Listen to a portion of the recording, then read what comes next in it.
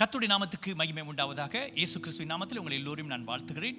மறுபடியும் இந்த crown channel மூலியமாக உங்களை எல்லோரும் சந்திப்பதிலே மிகுந்த மகிழ்ச்சி அடைகிறேன். இன்றைக்கு கடவுளுடைய வசனத்தை மேத்யூ 8ஆம் அதிகாரத்திலிருந்து சில வசனங்களை நாம் தியானிக்க போகின்றோம். ஆண்டவர் செய்த ஒரு அற்புதத்தை நாம் காணப்போகின்றோம். அதிலிருந்து நம்முடைய விசுவாசம் நிச்சயமாக வளரும்.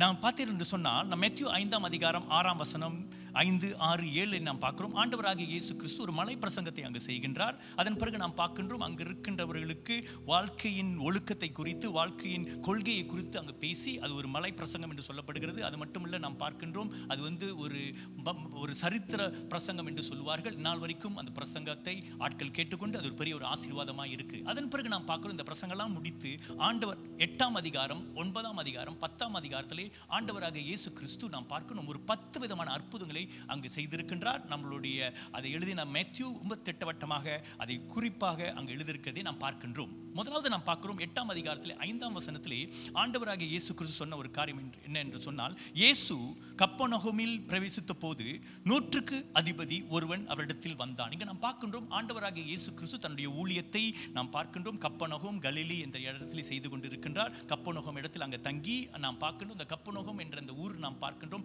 எப்படிப்பட்ட ஊர் அது? ஆண்டவருடைய ஊழியத்தில் ஒரு மையமாக இருக்கிறது, ஒரு சென்டராக இருந்து அங்கிருந்து ஆண்டவர் ஊழியத்தை இயக்கம் பண்ணி கொண்டிருந்தார். அப்படி இருக்கின்ற வழியில் நாம் பார்க்கின்றோம் 100க்கு அதிபதி. 100க்கு அதிபதி என்று சொன்னால் அவன் 100 பேருக்கு அதிபதி. கர்த்தருடைய சமூகத்தில் கடவுளை சந்திக்க வேண்டும், ஒரு நோக்கத்தோடு வருகின்றான், ஒரு தேவையோடு வருகின்றான், ஆண்டவர் சமூகத்தில் வேண்டிக் கொள்ள வேண்டும் என்று வருகிறான். ஒரு அதிகாரியாக வரவில்லை. இங்கு நாம் பார்க்கின்றோம் 2ஆம் அதிகாரத்திலே ஆண்டவருடைய சமூகத்தில் வந்து அவன் சொல்லுகிறான், ஆண்டவரே.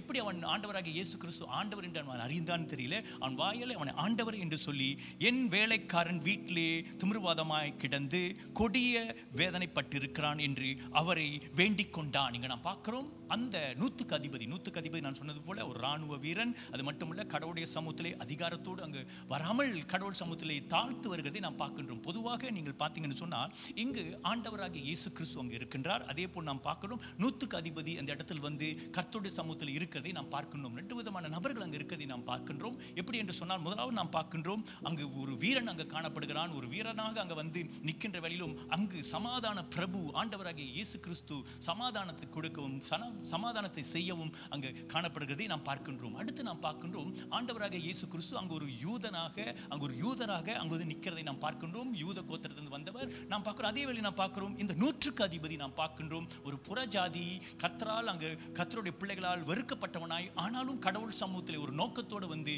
அவனுடைய வேலைக்காரனுக்காக வேண்டிக் கொள்ள வந்திருக்கிறான்.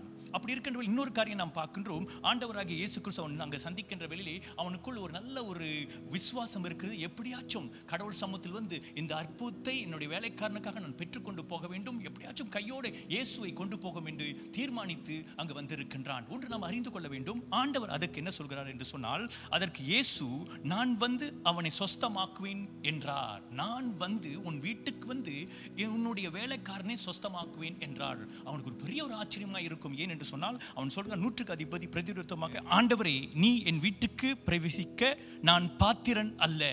இங்க நாம் பார்க்கின்றோம், 100க்கு அதிபதி நிச்சயமாக நல்லா புரிந்திருக்கிறான். அவன் ஒரு புறஜாதி, ஆண்டவராக இயேசு கிறிஸ்து ஒரு யூதன். நிச்சயமாக யூதனுக்கும் அங்கு இருக்கின்ற ஆட்களுக்கும் இப்போ புறஜாதிகளுக்கும் நிச்சயமாக கருத்து வேறுபாடுகள் நிறைய இருக்கிறது. இங்கே நாம் பார்க்கின்றோம், ஆண்டவராக இயேசு கிறிஸ்து நிறைய இடத்துல நாம் பார்க்கின்றோம் இப்படிப்பட்ட ஜனங்களோடு நெருங்கி வருகிறதை நாம் பார்க்கிறோம். ஆனால் யூத கலாச்சாரப்படி நாம் பார்த்தோம் என்று சொன்னால், அங்கு இருக்கின்ற 3 விதமான ஜனங்கள் தள்ளப்பட்டவர்களாக அங்கே காணப்படுகிறார்கள். முதல் தள்ளப்பட்ட ஜனங்கள் யார் என்று சொன்னால், நாம் பார்க்கின்றோம் குஷ்டரோகம் உள்ளவர்கள். குஷ்டரோகம் உள்ளவர்கள் ஏன் அங்கே தள்ளப்பட்டவர்களாக இருக்கிறார்கள் என்று சொன்னால், இவர்களுக்குள்ள ஒரு எண்ணம் என்ன என்று சொன்னால், குஷ்டரோகம் உள்ளவர்கள் கர்த்தருக்கு புறம்பான காரியத்தை செய்திருக்கிறார்கள், கர்த்தரால் சபிக்கப்பட்டவர், அதனால் அவர்கள் குஷ்டரோகம் வந்திருக்கு என்று சொல்லி அவரை கண்டு ஒதுங்குவார்கள். குஷ்டரோகிகளோ இவங்களை பார்க்கும்போது தூரத்திலிருந்தே சொல்லுவார்கள், நான் குஷ்டரோகி என்னுடைய நெருங்காதிகள் என்று சொல்வார்கள். அப்படிப்பட்ட ஒரு குஷ்டரோகி, நம்ம அது 8ஆம் அதிகாரம் 1 வசனம் 4 வசனத்தில் நாம் பார்க்கின்றவர்கள் என்ன நடக்குது என்று சொன்னால், அங்கு ஒரு குஷ்டரோகி வந்து கடவுள் சமூகத்தில் வந்து நின்று, ஆண்டவரே, உமது சித்தமானால் என்னை சுகப்படுத்தும் என்று கேட்கின்றான். அதுக்கு ஆண்டவராக இயேசு கிறிஸ்து, என்னுடைய சித்தம் உண்டு, உன்னை சுகப்படுத்த எனக்கு சித்தம் உண்டு என்று சொல்லி அந்த மகனை சுகப்படுத்துறதை நாம் பார்க்கின்றோம். ஆண்டவர் சுகப்படுத்துவது மட்டுமல்ல, தூரத்திலிருந்து கையை நீட்டவில்லை, ஆண்டவர் அந்த குஷ்டரோகியை நாம் பார்க்கின்றோம் தொட்டு சுகமாக்கின்றார். குஷ்டரோகியை பொதுவாக யாரும் தொடமாட்டார்கள். ஹல்லேலூயா. இங்க நாம் பார்க்கின்ற வேளையிலே ஆண்டவர் அந்த மகனை சுகப்படுத்துறதை நாம் பார்க்கின்றோம். ஆண்டவர் அந்த மகனை சுகத்தை கொடுத்து ஒரு பெரிய ஒரு விடுதலையை கொடுக்கிறா. அங்க இருக்கிற ஆட்களுக்கு ஒரு ஆச்சரியமா இருக்குது. அடுத்து நாம் பார்க்கின்றோம், யார் ஒதுக்கப்பட்டவர்களா அந்த காலகட்டத்தில் காணப்பட்டார்கள். அந்த யூதர்கள் பொதுவாக இந்த புறஜாதிகளை ஒதுக்குவார்கள். புறஜாதிகளை ஒதுக்கின்ற வேளை என்ன நடக்குது என்று சொன்னால், அவங்க பக்கம் நெருங்க மாட்டார்கள். பொதுவாக நான் புறஜாதியாக பிறக்கக்கூடாது என்று சொல்வார்கள். அடுத்து நான் சொன்னாங்க, அவங்களுடைய கொள்கை என்ன என்று சொன்னால், ஒன்று நாயாக நான் பிறக்கக்கூடாது, ஒன்று புறஜாதியாக நான் பிறக்கக்கூடாது. அப்படிப்பட்ட ஒரு சூழ்நிலை அந்த மாதிரி ஒரு ஜெபம் ஏறெடுப்பார்கள். ஒரு பெண்ணாய் நான் பிறக்கக்கூடாது ஜெபத்தை ஏறெடுப்பார்கள். அப்படி இருக்கின்ற வேளை இங்கு நாம் பார்க்கின்றோம், ஆண்டவர் இந்த அதிகாரத்தில் ஒரு புறஜாதியை தொடுகின்றார். அல்லேலூயா. அடுத்து மூணாவது விதமான கூட்டம், மூணாவது விதமான ஜனங்கள், மூணாவது நபர்களை அவர்கள் வெறுப்பார்கள். பெண்களை பொதுவாக வெறுப்பார்கள். பெண்களை கண்டால் தூரம் ஒதுங்கி போவார்கள். பெண்கள் அங்க இருக்கிற காலத்திலே அவர்கள் குழந்தையை உலகத்தை கொண்டு வரது மட்டும்தான் அவங்க வேலை என்று சொல்லிட்டு அவங்களை பொதுவாக கனப்படுத்துவதே இல்லை. ஆனால் ஆண்டவராக இயேசு கிறிஸ்து அதே நாம் பார்க்கும் 8ஆம் அதிகாரத்திலே பேதுருவுடைய மாமியாவை சுகப்படுத்துகின்றார், தொடுகின்றார். அவர் கையை தூக்கி எழுப்புகின்றதை நாம் பார்க்கின்றோம்.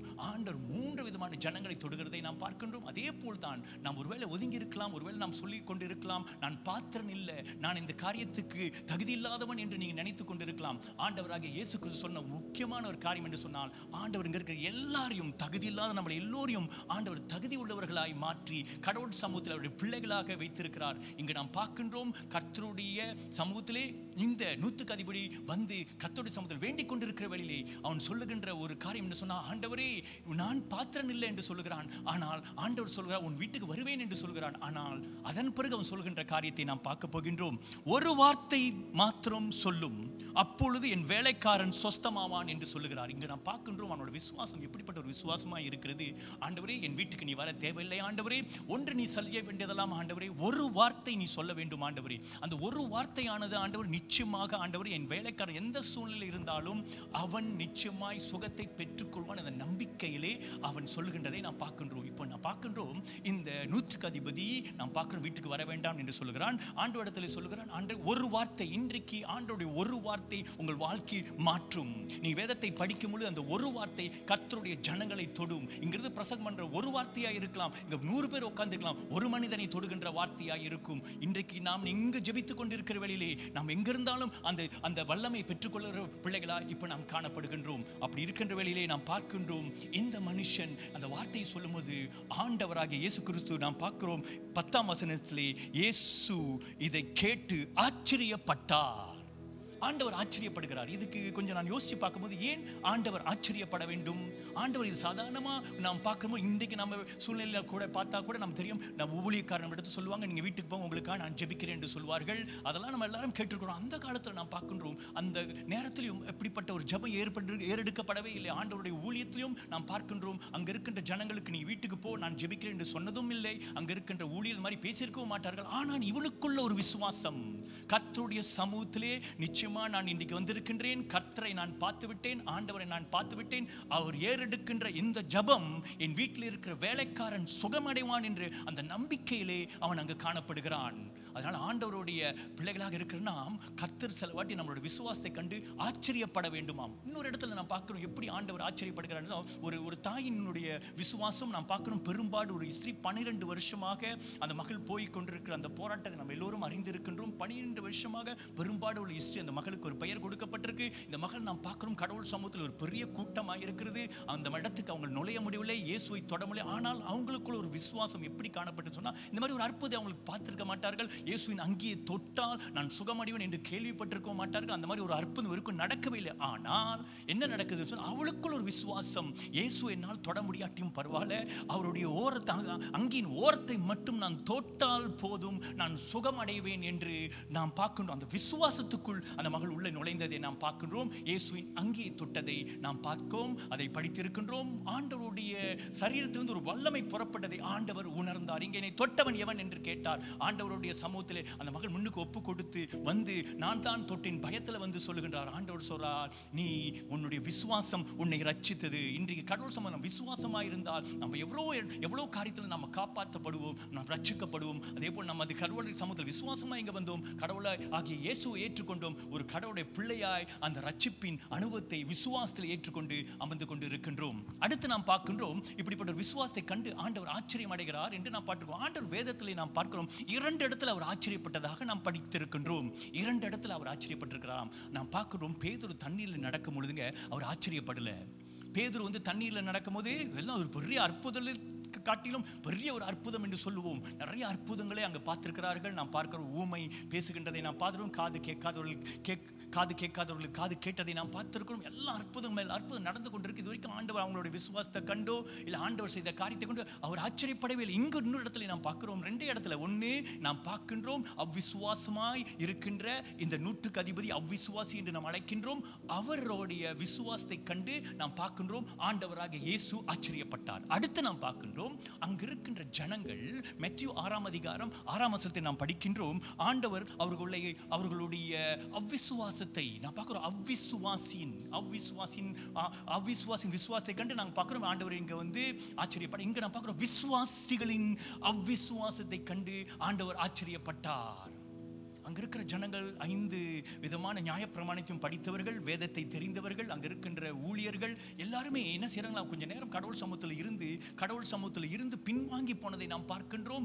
கர்த்தருடைய சமூகத்தில் நடவாமல் மறுபடியும் அவங்க சொந்த வேலைக்கு போறதை நாம் பார்க்கின்றோம். அப்படிப்பட்ட சூழ்நிலை ஆண்டவர் சொல்லுகிறார், அவருடைய விசுவாசத்தை பார்த்து ரொம்ப ஆச்சரியப்படுகிறார். அவங்களுடைய விசுவாசம் அல்ல, அவங்களுடைய அவ்விசுவாசத்தை பார்த்து ரொம்ப ஆச்சரியப்படுகின்ற தேவனாக இருக்கின்றார். இன்றைக்கு நல்லா புரிந்து கொள்ளும், ஆண்டவர் 2 இடத்துல மட்டும் தான் வேதத்திலே அவர் ஆச்சரியப்பட்டிருக்கின்றார். ஒன்று நாம் பார்க்கின்றோம், ஒரு அவ்விசுவாசியாக இருக்கின்ற 100க்கு அதிபதி அவன் விசுவாசிப்பது, அதே போல ஒரு விசுவாசியாக இருக்கின்ற அங்க இருக்கின்ற ஜனங்கள் அவங்க அவ்விசுவாசியாய் நடந்து கொள்வதை பார்த்து அவர் ஆச்சரியம் அடைகிறதை நாம் பார்க்கின்றோம். இங்க நாம் தொடர்ந்து வசனத்தை படித்தோம் என்று சொன்னால், ஆண்டவர் தொடர்ந்து அந்த காரியத்தை நாம் படிக்கின்ற வேளையில் ஒன்று நாம் அறிந்து கொள்ள போகின்றோம். பின்பு இயேசு 100க்கு அதிபதியை நோக்கி, நீ போகலாம், நீ விசுவாசத்தின்படியே உனக்கு ஆக கடவுள். இங்க நான் பார்க்கின்றோம் 100க்கு அதிபதியை குறித்து அங்கு சொல்லுகின்ற இப்படிப்பட்ட ஒரு விசுவாசியே இந்த இஸ்ரேல் தேசத்தில் இதுவரைக்கும் நம்ம காணவே இல்லை, இனி நம்ம காணப்போவது இல்லை. ஆண்டவர் அப்படி அந்த மகனுடைய அந்த விசுவாசத்தை கண்டு ஆச்சரியம் அடைந்து அவனை பற்றி அங்கு இருக்கின்ற ஜனங்களுக்கு எல்லாருக்கும் சொல்கிறான். அவங்களுக்கெல்லாம் ஒரு போராட்டமாக இருந்திருக்கும், என்னடா ஒரு புறஜாதியாக இருக்கின்றவனுக்கு இப்படிப்பட்ட ஒரு விசுவாசமா என்று அவங்க எல்லோரும் எண்ணிக்கொண்டிருந்திருப்பார்கள். ஆச்சரியத்தோடு அவர்கள் இருந்திருப்பார்கள். ஆனால் வேத வசனம் சொல்கிறது, அந்த மனுஷனுடைய அந்த விசுவாசம் இந்நாள் வரைக்கும் பேசப்படுகிறது. அந்த மனுஷனுடைய அந்த 100க்கு அதிபதியுடைய விசுவாசம் இந்நாள் வரைக்கும் நிறைய இடத்துல பேசப்படுகிறது. அந்த மனுஷனோட விசுவாசின் மூலமா நிறைய பேர் விசுவாசிக்கிறதை நாம் காண்கின்றோம். அடுத்து நாம் பார்க்கின்றோம், ஆண்டவர் சொல்லுகிறார், உன் விசுவாசத்தின்படியே ஆக கடவுது. இங்க நாம் பார்க்கின்றோம், கடவுளுடைய பிள்ளைகள் கடவுள் சமூகத்தில் வருகின்றோம், கர்த்தருடைய சமூகத்தில் விசுவாசிக்கின்றோம், கடவுள் சமூகத்தில் பாரத்தோடு ஜெபிக்கின்றோம், தாகத்தோடு ஜெபிக்கிறோம். ஒருவேளை கடவுள் சமூகத்தில் நீ கொஞ்சம் பின்தங்கி இருக்கலாம், ஒருவேளை கடவுள் சமூகத்தில் எங்க மிக தூரம் நீ போய் கொண்டிருக்கலாம், விசுவாசமான வாழ்க்கை நீ வாழ்ந்து கொண்டிருக்கலாம், உன்னுடைய பேச்சில் விசுவாசம் இல்லாமல் இருக்கலாம், உன்னுடைய செயலில் விசுவாசம் இல்லாமல் இருக்கலாம். ஆனால் ஒன்று நல்லா புரிந்து கொள்ள வேண்டும், கடவுளுடைய பிள்ளைகளாக இருக்கின்ற நீங்கள் மறுபடியும் மனம் திரும்பி கடவுள் சமூகத்தில் நீ வரும் பொழுது நீ வேண்டிக் கொண்டு இருக்கின்ற வழியே ஆண்டவன் ஜெபத்தை கேட்பாராம். எந்த சொல்லியும் நீ வேண்டிக் கொண்டு அது மனதார நீ ஜெபிக்க வேண்டும். அதுவும் விசேஷமாக நீங்கள் பார்த்தீங்கன்னு சொன்ன நம்முடைய ஜெபம் அது கண்ணீரோடு வரும் பொழுது ஆண்டவர் நம்முடைய ஜெபத்தை கவனமாய் கேட்டு நீ எந்த சூழ்நிலை மறுபடியும் கடவுளுடைய சமூகத்தை கொண்டு வந்து உன்னை ஆசீர்வதித்து தொடர்ந்து அவருடைய ஊழியத்தையும் சரி உன்னுடைய பிள்ளைகளாக ஏற்றுக்கொண்டு மறுபடியும் உன்னை உயர்த்துகின்றவராக இருக்கின்றார். இங்க நான் பார்க்கின்றோம், ஆண்டவராகிய இயேசு கிறிஸ்து என்ன செய்கிறார் என்று சொன்னால், நீ விசுவாசத்தின்படி உனக்கு ஆக கடவுள் என்று சொல்லி அந்த நாளிலேயே அந்த நேரத்திலே நான் பார்க்கிறோம். இப்ப என்ன நடக்குது என்று சொன்னால், அவன் கேட்டு சொல்லி வீட்டுக்கு போயிருப்பான். இங்க நான் பார்க்கின்றோம், ஆண்டவர் செய்த அந்த ஊழிய இடத்திலிருந்து அந்த 100க்கு அதிபதி இருந்த இடத்திலிருந்து அந்த வேலைக்காரனுடைய வீடு அந்த அதிபதியோட வீடு எங்க இருக்கு நமக்கு தெரியாது, எவ்வளவு தூரம் இருக்கு தெரியாது. ஆனால் ஆண்டவர் தீர்மானித்தார், நான் உன் வீட்டுக்கு வருவேன் என்று சொல்லி. கர்த்தருடைய சமூகத்தில் விசுவாசத்தில் நீங்கள் கேட்டீங்க சொன்னா ஆண்டவர் உங்களோடு வருகின்றவராய் எப்பொழுதுமே தயாராக இருக்கின்றார். அதை நீங்க நம்பணும். ஆண்டவர் என்னோடு வருவார், ஆண்டவர் என்னோடு இருப்பார், ஆண்டவர் என்னோடு அவருடைய பிரசன்னம் என்னோடு எப்போது இருக்கும் என்று ஆண்டவர் எல்லா சூழ்நிலைங்க நீ விசுவாசத்தோடு எதை கேட்டாலும் அவர் உனக்காக செய்வார். காரணம் ஏன் தெரியுங்க, விசுவாசத்தை தொடங்கினவர் அவர்தான், விசுவாசத்தை ஆரம்பித்தும் அவர்தான், விசுவாசத்தின் அஸ்திபாரமும் அவர்தான், எல்லாம் அவர்தான், எல்லாமே அவர் என்று நீ நம்பும் பொழுது உன்னுடைய விசுவாசம் நிச்சயமாய் அது பெரிதாக இருக்கும். அடுத்து நாம் பார்க்கின்றோம், அந்த வேலையிலே நாம் பார்க்கின்றோம், அந்த வேலைக்காரன் அந்த நேரத்தில் அவன் போய்கொண்டிருக்கிற வேலையிலே ஆண்டவர் அந்த ஜெபத்தை ஏறெடுக்கின்ற வேலையிலே ஆண்டவர் ஒரு வார்த்தை சொல்லும் வார்த்தை, அது அந்த ஒரு வார்த்தை சொல்லி ஆண்டவர் ஜெபிக்கின்ற வேலையிலே வேலைக்காரன் எந்த சூழ்நிலையில் இருந்தாலும் சரி, வேலைக்காரன் எந்த இடத்துல இருந்தாலும் நமக்கு தெரியாது, அந்த வேலைக்காரன் அங்கேயே சுகமடைகிறதை நாம் பார்க்கின்றோம். ஆண்டவர் ஒரு பெரிய ஒரு அற்புதத்தை செய்து நமக்கு எல்லாருக்கும் இந்த வார்த்தையை நாம் படிக்கும் சொல்லும்போது நமக்கு விசுவாசம் வளர வேண்டும். ஆண்டவரே, ஒரு வார்த்தை சொல்லும் போதும் ஆண்டவரே என்னுடைய வாழ்க்கையிலிருந்து ஒரு பெரிய மாற்றத்தை நான் அனுபவிப்பேன். நான் வேதத்தை படிக்கும்போது சில நேரத்தில் ஒரு வார்த்தை போதுங்க, நம்மளை ஒரு வாரம் நடத்தும். அந்த ஒரு வார்த்தை சில வாட்டி வருஷ ஆரம்பத்தில் சில ஒரு வார்த்தை சொல்லி நம்மளை சபையை நாம் ஆரம்பிக்கின்றோம். அந்த ஒரு வார்த்தை தொடர்ந்து நம்மளை நடத்தி கொண்டே இருக்கும். ஏன் தெரியுங்களாங்க? அந்த ஒரு வார்த்தை வல்லமை நிறைந்தது. அந்த ஒரு வார்த்தை ஆண்டவராக இயேசுவாக இருக்கிறது. வார்த்தை அவராக இருக்கின்றார். நம்மளை எல்லோரு சூழ்நிலையும் நம்மளை தேற்றுகின்றவராக இருப்பார். இன்றைக்கு கடவுள் சமூகத்தில் வந்திருக்கிற நாம், இன்றைக்கு இந்த கடவுளோட சமூகத்திலிருந்து இந்த கிரவுன் சேனல் மூலியமாக இந்த செய்தியை கேட்டுக்கொண்டிருக்கிறாய், நிச்சயமாய் நீ ஆசீர்வதிக்கப்பட வேண்டும். பல பாகத்திலிருந்து பல தேசத்திலிருந்து செய்தியை நீங்கள் கேட்டுக்கொண்டு இருக்கிறீர்கள். நிச்சயமாய் ஒருவருக்குனாலும் நிச்சயம் ஆண்டவர் பேசுவார். இங்கே ஒரு 10 பேருக்குனாலும் ஆண்டவர் பேசுவார். அதை நீங்கள் பெற்றுக்கொண்டு கடவுளுடைய ஆசீர்வாதத்தை தொடர்ந்து பெற்றுக்கொள்ள வேண்டும். இன்றைக்கு இந்த வாய்ப்பை கொடுத்த நம்மளுடைய சீனியர் பாஸ்டர் ஜோனத்தன் அவர்களுக்கும் என்னுடைய நன்றியை தெரிவித்துக் கொள்கின்றேன். அது மட்டுமல்ல, நம்மளுடைய சபையின் தலைவர்கள் எல்லோருக்கும் என் நன்றியை தெரிவித்துக் கொள்கின்றேன். இந்த கவுன்ஷன் மூலியமா கர்த்தர் உங்களோடு இடைப்படுவதாக. ஆண்டவரே, நன்றி செலுத்துகிறோம், ஜெபிக்க போகின்றோம். நல்ல தகப்பனே, நாங்கள் நன்றி செலுத்துகிறோம். இந்த வேளையிலும் ஆண்டவரே, இந்த கிரவுன் சேனல் மூலியமாக ஆண்டவரே எங்களோடு நீ இடைப்பட்டதுக்காக நாங்கள் நன்றி செலுத்துகிறோம். இங்க வந்திருக்கிற, இதை கேட்டுக்கொண்டிருக்கின்ற, விசுவாசத்தோடு கேட்டுக்கொண்டிருக்கின்ற ஆண்டவர், ஒரு வார்த்தை போதும் என்று அந்த மாதிரி ஒரு விசுவாசத்தில் இருக்கின்ற பிள்ளைகளுக்காக நாங்கள் உங்கள் சமூகத்தில் வருகின்றோம். ஆண்டவரே, இங்கு நாங்கள் பார்க்கின்றோம், நீர் ஆண்டவரே அங்கு இருக்கின்ற அந்த கூட்டத்தில் இருக்கின்ற அந்த 100க்கு அதிபதியின் அந்த வேலைக்காரனை நீ சுகப்படுத்தினீர் ஆண்டவரே.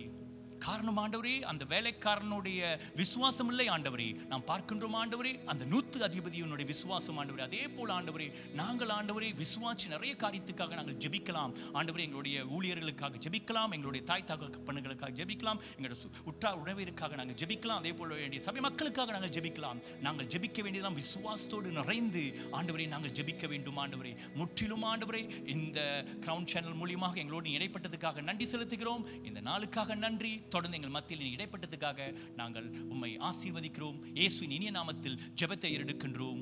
ஆமீன், ஆமீன், ஆமீன். May God bless you all. Thank you.